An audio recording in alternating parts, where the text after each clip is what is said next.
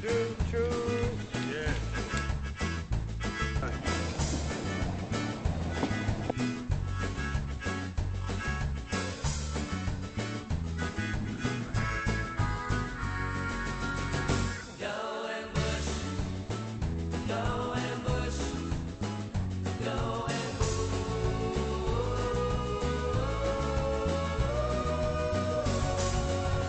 Hello everyone and welcome to Going Bush, the Tasmanian program about Tasmania's forests and the people that work in them. That's right, Nick. Over the next few weeks we're going to meet some very interesting characters and find out exactly what goes on inside our forests and forest industry. Here's a look at what's coming up.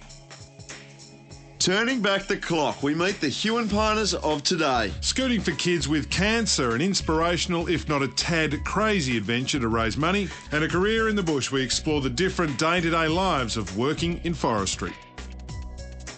Big show, and it starts right here on Tassie's west coast at the beautiful historic little tourist town of Strawn, Nick. Indeed it does, Andrew, and today we tell the story of Huon pine. This area has a long and rich tradition in pine. Yes. But you can't just go chopping them down anymore. No. So the question begs, where do you get your Huon pine?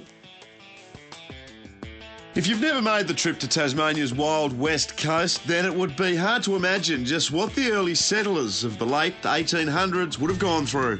Mining and pining were the boom industries. The mining still goes on today. The pining, however, was halted decades ago after much of the resource was taken and huge areas where it grew were made into reserves. The piners of yesteryear were based on the west coast. Each year they would harvest the mighty Huon pine from the banks of the Gordon River before floating it downstream and towing it back to Strawn.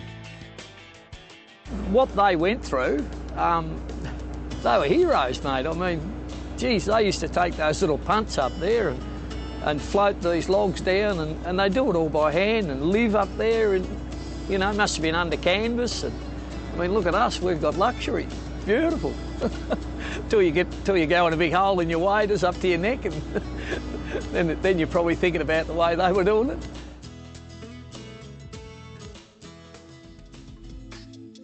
Although fully protected nowadays, Huon pine still demands top dollar from sawmillers and craftsmen, but keeping up supply creates a challenge.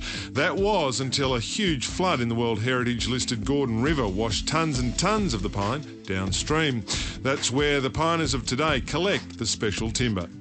Fascinating story, this one, Nick. We are doing what the piners would have done all those years ago, and that's make the long, slow trip back to Strawn with a pile of Huon pine. That's exactly right. Not much has changed in actual fact in the whole pining game, except I guess back then you had to row. This is a bit easier. One of my favourite shows as a kid was Beachcombers. I don't know whether you remember it. I don't remember it, no. I'm having a bit of deja vu. I like it. First collected for boat building by the very earliest settlers, convicts who were brought to Sarah Island, it soon became clear that Huon pine was a very special timber, and the way it was harvested in the glory days of pining required a very special approach. Now that, Hardy, is an interesting Huon pine log. That was harvested, that's the top of a big Huon pine, harvested back in the day by the old piners, and they deemed it not good enough to bother taking out of the river. Too small, they left it up there. They left it up the river maybe 30, 50, 60, 100 k's up there, up a bank somewhere, and it's taken until now to actually float down. They left it, but not us, Nick. That is good wood. That is salvage gold. The reasonable amount of timber here now, especially after the major floods which we went through a couple of years ago, with at the moment salvaged from that last beach we just came along, 4K beach, somewhere around 800 to 900 tonnes of Huon pine. That would be 120 tonne of good quality sawlog. That resource would have in the old days just been left there to degrade or to be poached, to be quite honest. Techniques to collect the washed down timber are simple. Today's piners are contracted by Forestry Tasmania and Parks and Wildlife. They go ashore, collect and bundle the huge amounts of timber and tow it back to Strawn, just like in the olden days. But these days, in the tourist-rich World Heritage area, some things have changed. We've got to be very careful of the environment because it's a national parks area and World Heritage, and so we don't go into the river without the supervision of Parks and Wildlife. So it's a very, very well organised operation. Even our chainsaws, they've got to have biodegradable oil. We can't use normal chain and bar oil.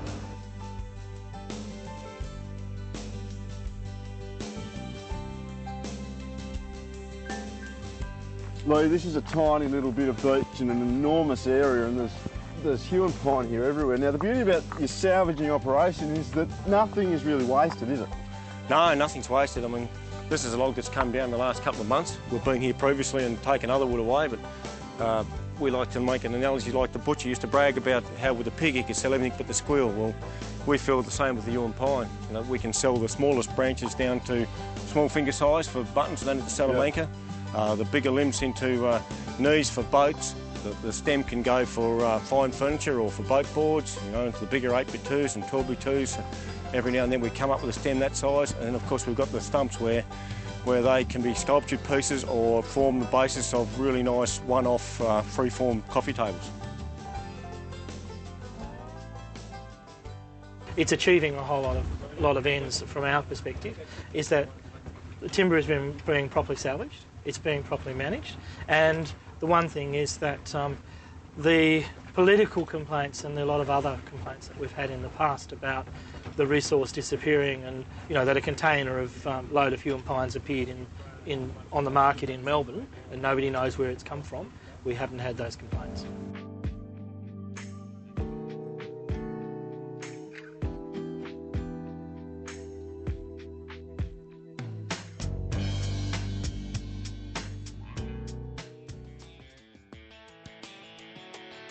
This is the Island Specialty Timbers Yard here in Strawn, and Hardy, this puts the last 2 years' worth of Huon pine salvaging in Macquarie Harbour into some sort of context. Big operation, isn't it? There's no shortage of Huon pine here. In fact, this stockpile is going to keep Tassie's specialty mills and craft people with pine to use for decades and decades to come. A couple of the issues that any of our Huon pine people want to know about are availability and also security of supply over the longer term. And through bringing this pool of wood together in this place, that's really addressed those issues. So they know if they want to set up a business, they want to do some good furniture making and those sorts of things, that there is a good stock of Huon pine available. So if they deliver a good product, then they can be assured of a continuing supply of Huon pine. The annual pine salvage also discourages poachers from collecting the valuable resource illegally from the World Heritage Area, something that was big black market business, considering special species timber in Tasmania is worth around $70 million a year. When we make this wood available to people, it reduces the need for people to think that they need to go and steal wood from reserves or the World Heritage Area. The other thing that we've done is put together a chain of custody, a certification system. So if people buy Huon pine from Island Specialty Timbers or from some of the other Huon pine millers, they know it's come from a legal source and they know they can buy it with confidence. Still to come on Going Bush, we catch up again with a truly remarkable Tasmanian, and after the break we continue the Huon pine story back into the bush.